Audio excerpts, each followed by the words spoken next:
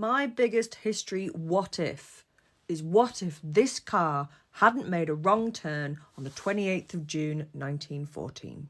So for context, this car is the car that the Archduke Franz Ferdinand was assassinated in. That assassination kicked off World War I, and it shouldn't have happened. It was just a series of mistakes. It's a miracle that he was assassinated at all. All right, so what happened? Franz Ferdinand was the heir to the Austro-Hungarian Empire. He is a big deal.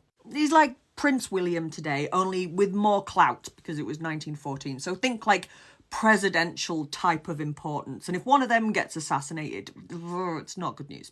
And as with a lot of leaders, Franz Ferdinand was quite unpopular in a lot of quarters. There he is with his wife Sophie. It looks like he's quite popular there. And he was quite popular with a lot of people, but not with the Serbians, because Austria-Hungary and Serbia had beef. And it was that kind of, no, it's my land, no, it's your land, give it back, I don't want to be your nationality. It was that kind of stuff, and it was going on and on and on for a while. So when he decided he was going to go on a state visit to Sarajevo in Bosnia, that really irritated a lot of the Serbian nationalists who thought that Austro-Hungary should just fuck off. And in fact, a group of 7 young, and they were very young, they were only teenagers, 7 young Serbian militants decided they were going to use this opportunity to take him out. So they travelled to Sarajevo with the sole purpose of throwing a bomb under Franz Ferdinand's car, which was remarkably easy to do because details of exactly where his car was going to be was public information. The 28th of June rolls around, all of the would-be assassins are in place along the route where this car is going to go. And by the way, it is this car, this very open-topped car that is driving, I mean, easy pickings. So they're all in position, all 7 of the would-be assassins. And then the first guy, a very young guy called Chebrinovich, throws a bomb, but it bounces off the car and it rolls under another car behind them and blows them up. It hurts some people, but nobody's killed. The Archduke and his missus are rushed out of there quick smart. Now, that should have been the point where the Archduke and his missus went, do you know what? We're just going to go home. Thanks very much, but we're done. But they didn't. And it should have been the time when the remaining would-be assassinators also decided to fuck off, but they didn't do that either. And this is when it gets really weird. So not only can Franz Ferdinand not be persuaded to go home, but he insists that evening that they take the car and they drive to the hospital to check in on the people who were hurt with the bomb going off. Which is a nice idea, but it's an open-top car and there are assassins out there. They go off.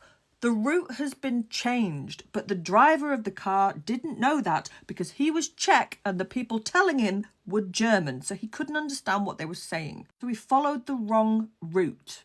The car makes a wrong turn, and at which point everyone starts going, oh God, we've made a wrong turn. And so they stop and they put on the brakes, and the car stops right next to this guy, 19-year-old Gavrilo Princip, who is just leaning up against a wall, completely coincidentally.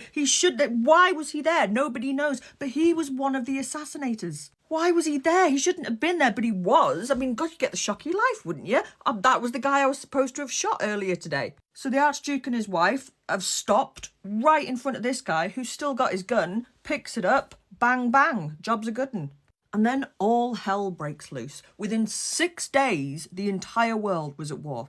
Austria-Hungary declared war on Serbia, obviously. Then Germany gets involved because they're friends with Austria-Hungary and they're worried that Russia might join in, so they declare war on Russia. Germany also declares war on France, which means that Britain gets dragged in and we have to declare war on Germany too.